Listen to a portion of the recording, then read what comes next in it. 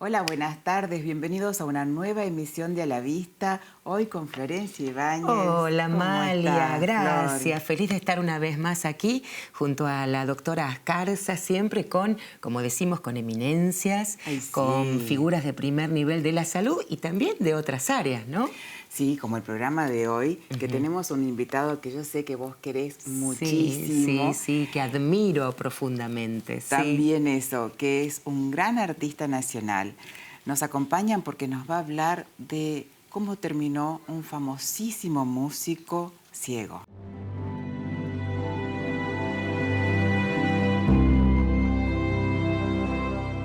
Bienvenidos al primer bloque de A la Vista y como se los prometimos, hoy con un invitado especial, el señor Martín Leopoldo Díaz.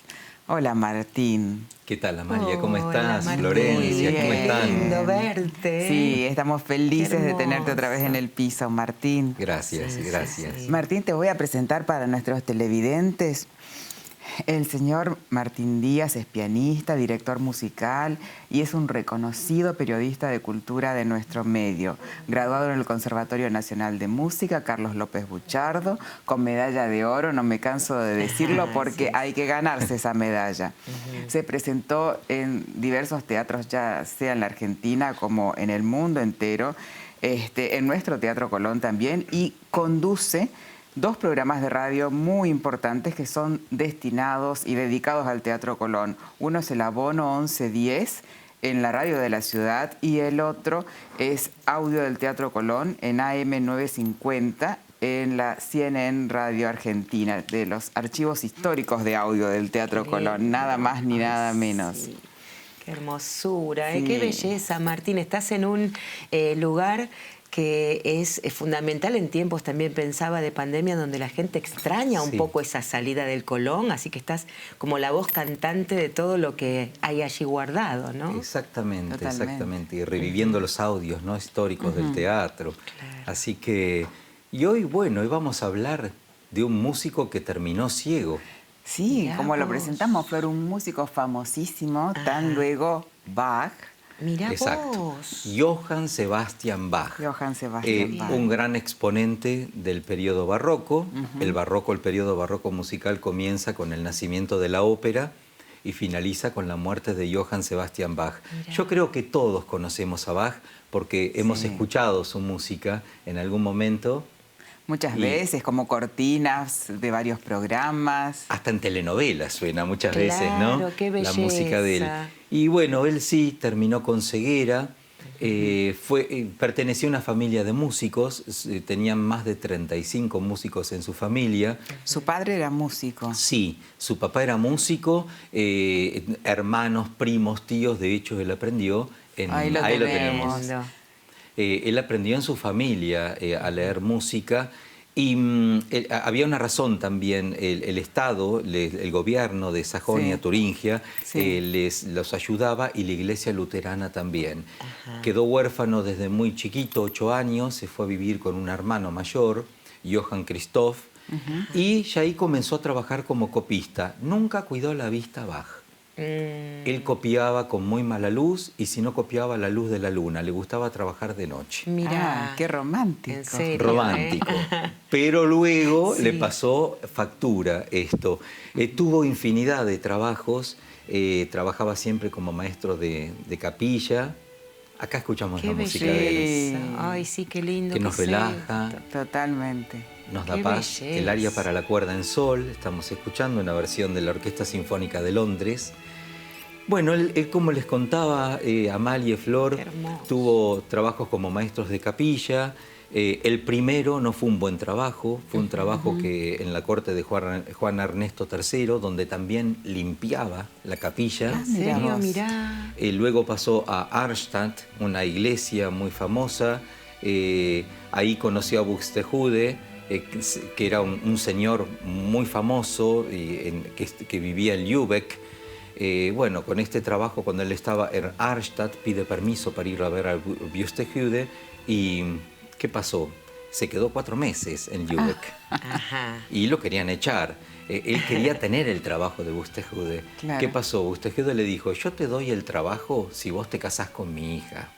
Mirá, todo se arreglaba así. Todo se arreglaba de esa forma. Claro. Entonces volvió a Arnstadt, bueno, hasta que terminó viviendo él en Leipzig, Sí. que fue su ciudad, donde trabajó en varias iglesias. En la iglesia de Santo Tomás Sí. fue la última, que es donde descansa su cuerpo. Sí, y donde está la estatua que Exacto. celebra su Exacto. paso por allí. Sí. Él nos dejó oratorios, cantatas, suite inglesas, suite francesas, preludios, fugas.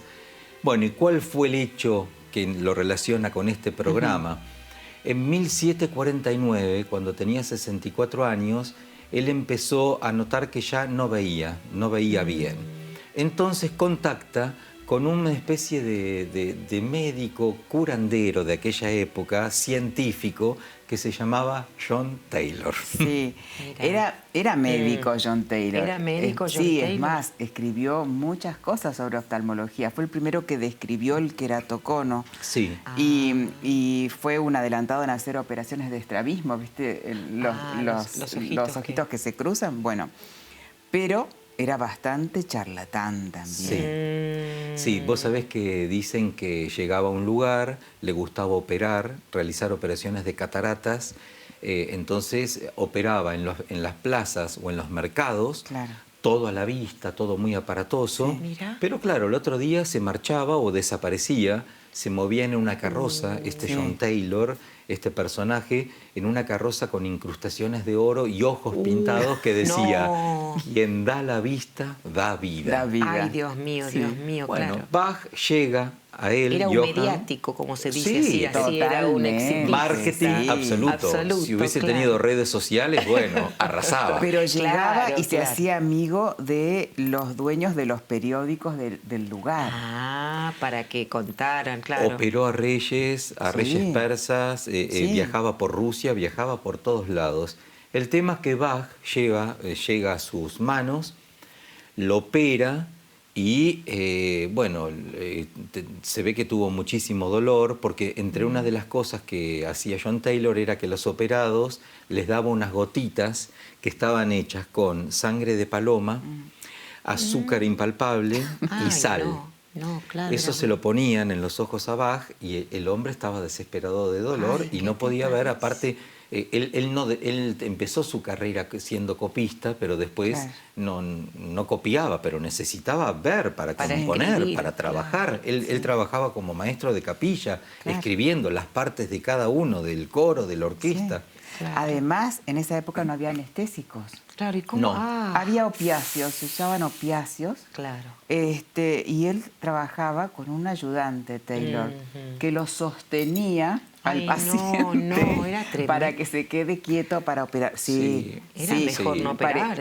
Claro, contado así es muy bizarro, pero No. tampoco claro. había antibióticos. Claro. Estamos El hablando de mercurio, una ¿no? época- Le daban mercurio a doquier. Cualquier infección te mataba. Claro, Era claro. fatal. Se ve que él la primera operación no le fue bien. Igual en un momento Bach dijo que veía. Esto dicen que es un síndrome, Amalia, ¿no? Síndrome de Bonnet, ¿se llama? Sí, Ajá. que son alucinaciones. Partamos de la base que aparentemente tuvo una infección muy importante y hacía picos de fiebre y son Claro. alucinaciones que muchas veces pasan en las personas que pierden la vista y son como, las imágenes son recuerdos de imágenes que le Mira. quedaron grabadas en el Claro. cerebro. Bueno, todo el mundo decía que le había dado la visión porque había tenido esto, alucinaciones. Entonces lo vuelve a operar. Lo vuelve a operar, se expone a esto. Y no, ya de la segunda operación realmente perdió toda la vista. Sí. Es más, no lo vamos a culpar a John Taylor, pero 3 meses después fallece Bach. Y bueno, dicen que puede haber sido un glaucoma intratable también, una uveitis que tenía. Sí, pueden ser varias cosas. Claro, Una claro. infección misma lo puede haber dejado así, ¿no? Claro. Pero era Qué muy notable. gracioso porque como él era diestro, le gustaba operar siempre el ojo que le quedaba más a mano. Ah, mirá. Aunque ese ojo estuviese sano. No, pero de terror. ¿cómo La pena es trabajaba que ese médico y Y fue cobraba? millonario. Millonario, No, millonario, súper conocido, pero la pena es que en el año 1747 Jacques Daviel en París ya operaba las cataratas, pero bueno, eran épocas donde por ahí no se conocían. Händel y Bach eran contemporáneos y no, mirá que qué no se increíble encontraron, que no se hayan y uno y otro encontrado. terminaron ciegos los dos. Esta es otra Increíble. historia para otro Es día. otra historia. Sense, qué lindo también. Y contanos, gente. Martín, porque vos me habías comentado fuera de cámara que se había perdido toda la obra de Bach. ¿Cómo la reflotaron? Bach pasó de moda luego de muerto. Solamente era conocido para los músicos. Entonces, gracias a Félix Mendelssohn, se recupera la obra de Bach cuando la cantata, según la Pasión, según San Mateo, se reflota. Mendelssohn acompaña a su madre a una carnicería. Entonces ve que el carnicero envuelve la carne en unas partituras, en un papel. Dios mío. No, sí. Entonces va a la casa de la madre materna, vuelve a la casa con su madre y ve que hay una inscripción que dice Johann Sebastian Bach.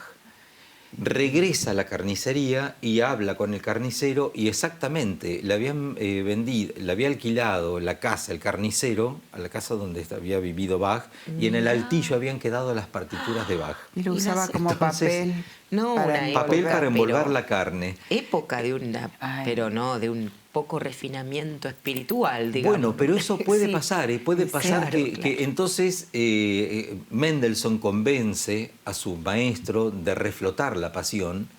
Según San Mateo, Zelter le dice que no, que era muy difícil, y luego Zelter acepta, y gracias al Mendelssohn se redescubre la obra de Bach, porque Qué Bach bárbaro. pasó de moda. Mirá Bach, qué increíble. increíble, sí. Increíble historia, sí, sí, Martín. un músico maravilloso. 20 hijos tuvo Bach, Mirá. 20 2 hijos. esposas. Sí. Ah, no te puedo creer. Sí. Y músico alguno, ¿no? Sí, él sí. tuvo músicos. Es más, él llegó a conocer el piano Bach, porque en la época de Bach se tocaba el clave. Sí, Entonces, un hijo de él recién pudo probarlo. Él no lo pudo tocar, el piano ¿No Bach. llegó a tocar el No. piano? Qué Conoció, bárbaro. sí, un piano que hizo Silverman en el año 1750, antes de morir y antes de la operación. Pero recién sus hijos Mirá. pudieron tocar el piano. Una familia de músicos donde la música se transmitía en la familia como, Claro.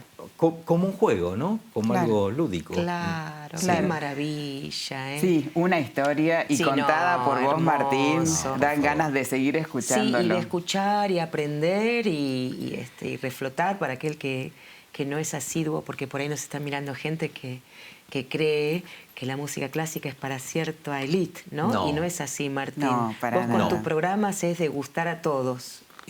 No hay que entender, hay que sentir. Recién Totalmente. escuchábamos el aria para la cuerda en sol, Sí. y eso te transmite sentimientos. Yo creo que la época de los eruditos ya está agotada. Totalmente. Ajá. Como decía Fedora Verasturi, no hay eruditos. No, claro. Y Bach es una persona cercana, hasta en los videojuegos aparece su música.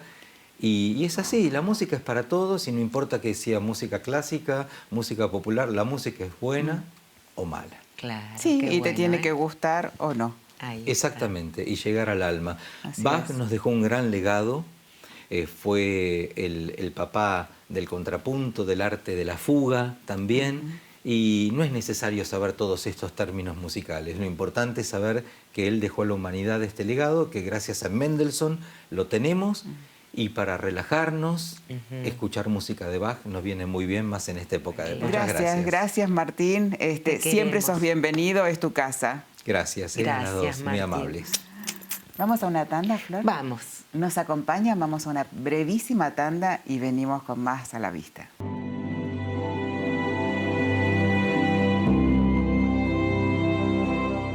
Bienvenidos al segundo bloque de A la Vista y esta vez con un invitado que quiero mucho y me apasiona lo que hace porque compartimos la subespecialidad, el doctor Guillermo Vicente Hernández Gauna. Bienvenido, Guillermo. Muchas gracias, Amalia. Muchas Hola, gracias por la Guillermo. presentación. Hola, ¿cómo estás? Muy bien.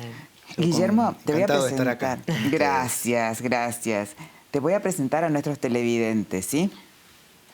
El Bien. doctor Fernández Gauna es médico oftalmólogo, especialista en plástica palpebral, es jefe de la sección oculoplastia, vías lagrimales y órbita del Hospital Italiano de Buenos Aires y subjefe del servicio de oftalmología de las sedes de San Justo del hospital.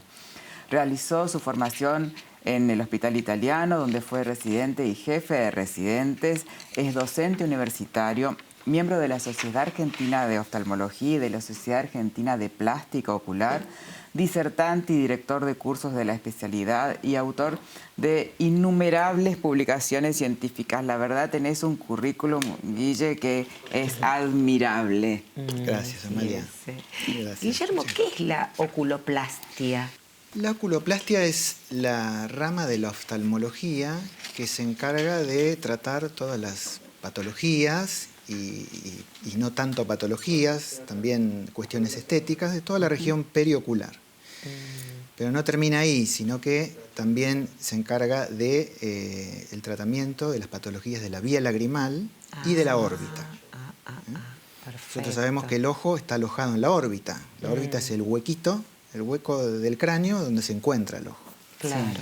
Entonces, todas las patologías que afectan a todos estos sistemas son tratados por la oculoplastia. Oculoplastia. Que, como decía recién, atiende patologías y atiende también cuestiones que son estéticas. Claro, El tema de las los dos párpados, cosas, las claro. bolsitas, la piel de los párpados, toda la región periocular. Claro, ya puede ser por algo patológico, por una enfermedad o algo que aparezca más Totalmente, peligroso, o porque de totalmente. verdad con los años uno puede mejorar, ¿no es cierto? Sí, a nivel de, básicamente, de los párpados, sí, funcionalmente tenemos anomalías de la posición, ¿no? Claro, como los párpados caídos que vos les Claro. preguntas siempre. Los párpados caídos, por ejemplo. Claro.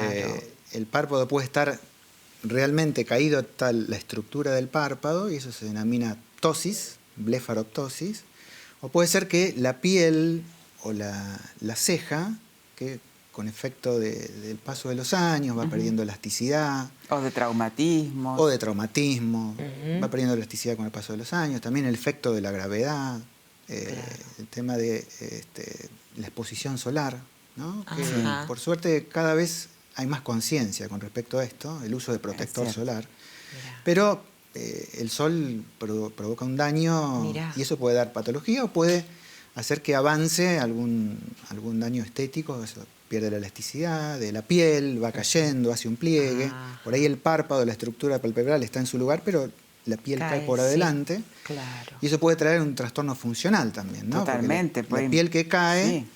compromete parte del campo visual. Claro, es Entonces, decir en esos que casos no, claro. se hace un tratamiento, se saca la piel sobrante, o a veces por cuestiones estéticas. Claro. No es tanto lo que cae, pero el paciente se ve una imagen como de cansado, como Sí, que claro. no está Totalmente. cómodo, entonces eso también se trata. Claro. Y perfecto. sabés, Flor, que el mayor porcentaje de tumores de párpados están causados por el sol, ¿no es así, No Guillermo? sabía. Hay una incidencia. Por suerte, la gran mayoría de los tumores del párpado son benignos. Pero hay una, como decía Amalia, hay una relación con la exposición al sol. Mirá. De hecho, la mayoría de los tumores malignos que tienen relación con la exposición solar ocurren en el párpado inferior. Por esto que tiene mayor exposición solar. Al ¿no? sol, claro. Sí, Es muy totalmente. importante siempre, ¿no? Cuando aparece una lesión, que los pacientes se la controlen, no dejen pasar el tiempo. Si bien, como decíamos recién, la mayoría de las lesiones son benignas, uno, para ponerle el nombre y el apellido a la lesión es con un estudio bajo el microscopio. Claro, Claro. sacarla y que la Sacarla y analice el analizarla. patólogo. Claro, Exacto. que puede ser algo que uno ve, que puede ser un bultito, Puede que puede ser algo- parecer un granito y hay que cuidar. Totalmente, puede ser un granito. Y una cosa importante es que el paciente puede hacer un control a ver si la arquitectura del párpado está normal. Por ejemplo, a veces hay un granito y donde está ese granito desaparecen las pestañas. Ese es un punto Sí. de alarma, ¿no? Sí. O por ahí no tiene un granito, sino que hay una zona donde no hay pestañas. Eso es También. importante que el paciente lo controle, Mirá. porque si lo detectamos a tiempo, hacemos un diagnóstico, podemos sacar la lesión y evitar de que eso avance. Claro. Qué bárbaro. Y cuanto más pequeñito sea, menos piel sana tenés Hay que que estar sacar. atentos. Totalmente. Eso también hay que... Eso es importante. Ahí Y está. también es importante que nosotros en el hospital italiano, cuando aparece una lesión maligna, la tratamos en conjunto con el servicio de dermatología. Sí. Ellos hacen la cirugía micrográfica de Mohs. Es una cirugía que saca capitas muy delgaditas de la piel, entonces se va estudiando capa por capa y de esa manera uno tiene la certeza de que sacó la totalidad del tumor, sacrificando la menor mínimo. cantidad de tejido Qué sano bárbaro, posible. que es Claro. una cosa tan refinada al final, porque es para Totalmente. cuidarte también la estética Todo, sí. y la salud. Claro, y Genial. aparte que hay tumores que están ubicados en lugares que es más complicados, ¿no? Porque son tumores que Reconstruir, sí.